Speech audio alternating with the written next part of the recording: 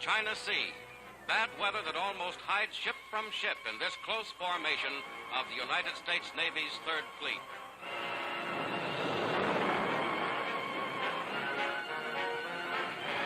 In a power maneuver, the Navy moves to neutralize enemy interference with operations in the Philippines. Stretching like a protective blanket for miles, the storm area conceals the movements of the task force. Now planes are launched, and the Navy strikes sudden, sharp blows at Japanese bases on the Indo-China coast.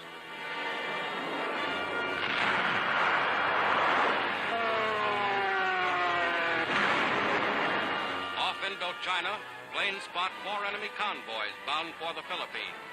Bombs hurtle down, and in this one attack, 25 Japanese ships are sunk.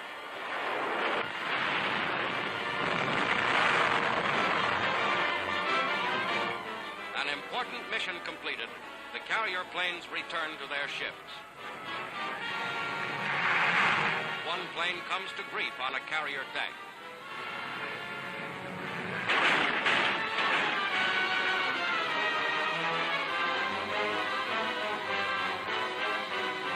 The pilot, stunned by the impact, hangs limp in the cockpit. Willing hands lower him safely away from his damaged plane.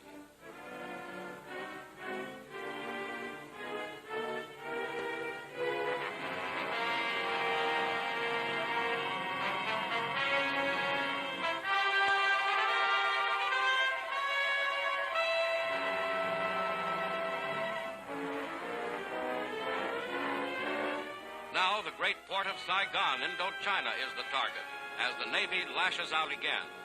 Torpedo planes send their projectiles into a Japanese tanker, loaded with oil from the Saigon fields.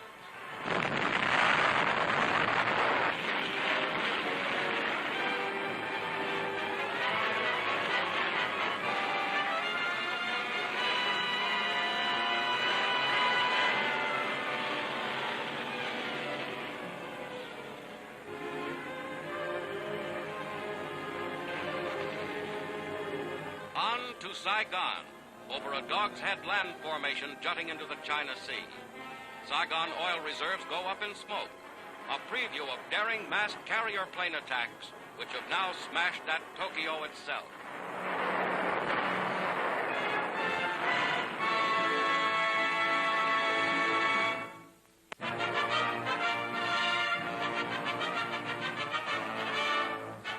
Here on the Black Sea, near the city of Yalta in the Crimea, is the meeting place of the leaders of Britain, Russia, and the United States, scene of the most successful international conference of the war. Livadia Castle, once the summer palace of Tsar Nicholas II. Here the Crimea Conference is to take place, and the surrounding countryside is busy with preparations. Military convoys bring necessary supplies.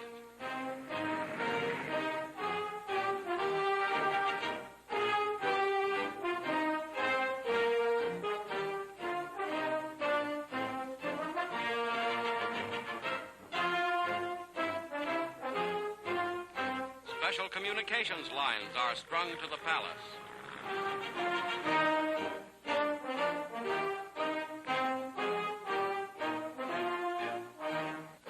Under 3 flags at a nearby airfield, Russian officials headed by Foreign Secretary Molotov await the arrival of the British and American delegations.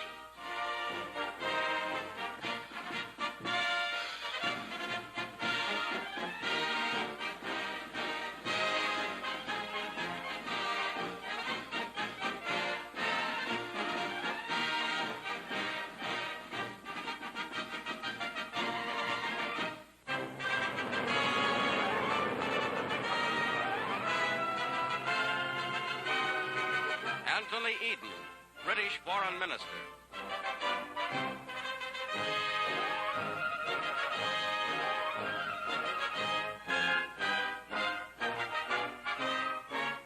Edward Stettinius, United States Secretary of State.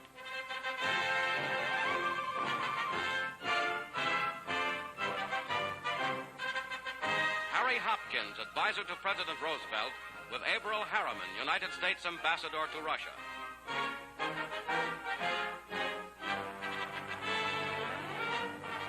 And and Winston Churchill, Prime Minister of Great Britain.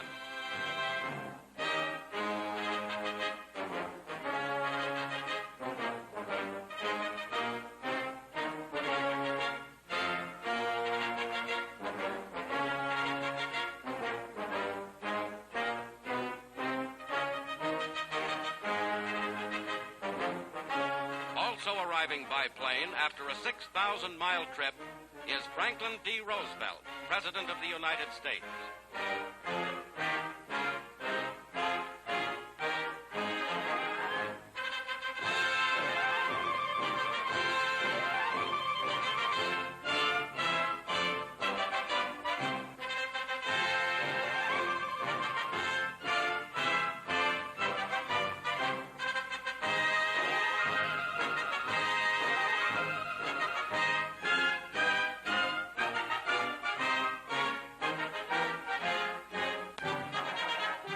First of 8 days of day and night conferences at Levadia Castle begins with the arrival of distinguished participants.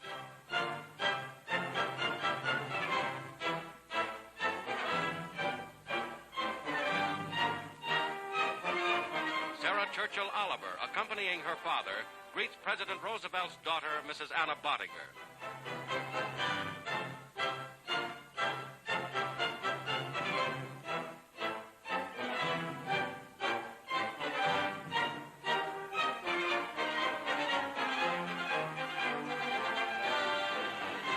Marshal Joseph Stalin, Premier of the Soviet Union.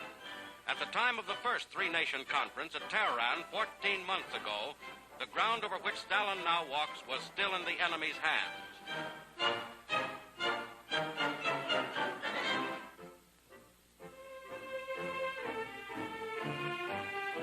The three parties reach a firm accord on military and political points. Coordinated plans are made for great new blows against Germany from all directions. Reaffirming the resolve of the United Nations to cooperate fully after the war, Roosevelt, Churchill, and Stalin reach agreement on the foundations of European peace. Germany shall be disarmed. German militarism and Nazism will be destroyed. Germany shall be occupied in zones, with France a major participant. An organization for world security will be permanently established. The three leaders reaffirmed their faith in the principles of the Atlantic Charter.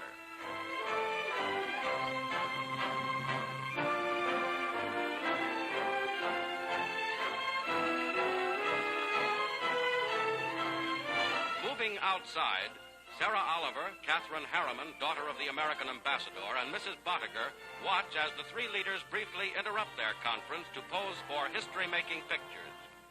Says the special communique signed by all three. Our meeting here in the Crimea has reaffirmed our common determination to maintain and strengthen in the peace to come that unity of purpose and of action which has made victory possible and certain for the United Nations in this war. We believe that this is a sacred obligation which our governments owe to our peoples and to all peoples of the world. Winston Churchill, Franklin Roosevelt, Joseph Stalin.